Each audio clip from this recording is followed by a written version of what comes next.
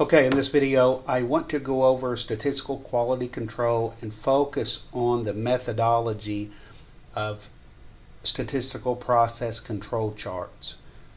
So we've talked about what control charts are. They help us identify if we have assignable causes of variability or do we just have common causes of variability. So how do we decide that in control charts? Is that it's based on inferential statistics. It's based on the idea that we randomly sample, because we can't measure everything. From the random sample, we do a statistical test. The test has some conclusion, and based on that conclusion, we infer something about the process. Anytime that you do a statistical test, there's a chance that you're going to make an error, that there are testing errors. Because we're not doing 100% sampling and we're only doing a sampler that's much smaller than the population, there's a testing error. So the two types of errors that you can get are an alpha and a beta.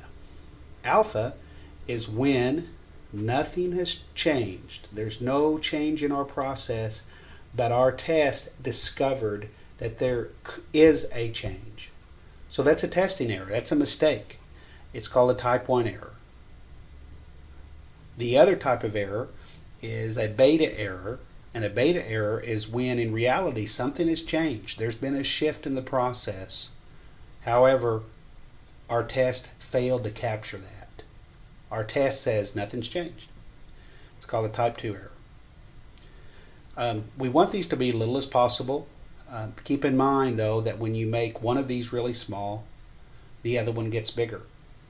They are inversely related. Trying to drive one small will drive the other one bigger. The only way to make both of them go to smaller is to collect more data, which there's a cost attached to that. Here's a table that shows the type 1 and type 2 errors. Again, this is reality. This is what I do a test. We almost never know what this is. But let's say that we knew, and we say that we're studying a process and we're always checking to see if our process has changed. So if we're producing something, or we're a service organization and we're evaluating surveys to evaluate our quality, and we have some baseline, some measure that we think we're doing, we're always wanting to know, does something change? And let's say that in reality there's nothing that's changed, and we take a test, and the test says there's no change. Well, that's good. That means the test worked correctly. There was no change. Our test said no change. A type 1 error is when there's nothing has changed, but our test says, hey, something's changed. Well, what would you do then if your test, remember, you don't know reality, you just know what the test tells you. If the test says that there's a change, well, then you need to go fix it or remedy it or take advantage of it. You have to, there's some action when your test says that something has changed. That's called a type 1 error. It's also called producer's risk. So think of the producer's risk and assume that we're producing tires. We're manufacturing tires. And let's say that we've got a tire we're making and it's doing fine, our process is doing fine. But we take a test, and our test said our process has changed. The tires that we're making now are bad. Now, in reality, they're not, but our test says that, hey, there's something wrong. Well, you as the manufacturer of the tires, you're going to go look for the problems. You're going to go look for problems. That's why we call this producer's risk. There is a cost, a disutility attached to investigating something. In reality, there's nothing that's changed. Okay, let's look at the other one. Let's say that in reality our process has changed, and we take a test and our process discovers that something's changed. Well, that's good. Our test worked. Something's wrong. Our test said something's wrong.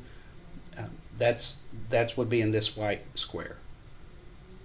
The error would occur in the sense that there's something that's wrong, but our test said there's no change. Our test failed to capture that. That's a type 2 error called a producer's or consumer's risk, also called beta.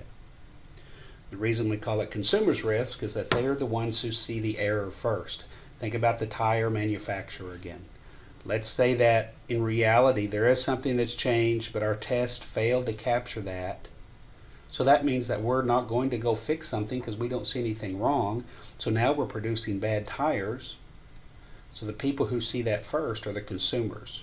Doesn't mean that the company isn't going to have some risk, but at least initially it's the consumers have the problem. Just from this table again, this is a probability, and the complement of that is the power.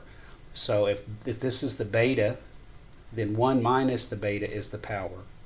If this is the alpha, then 1 minus alpha is your confidence. I'll generate another video that shows you pictures of how alpha and beta are related. Thanks.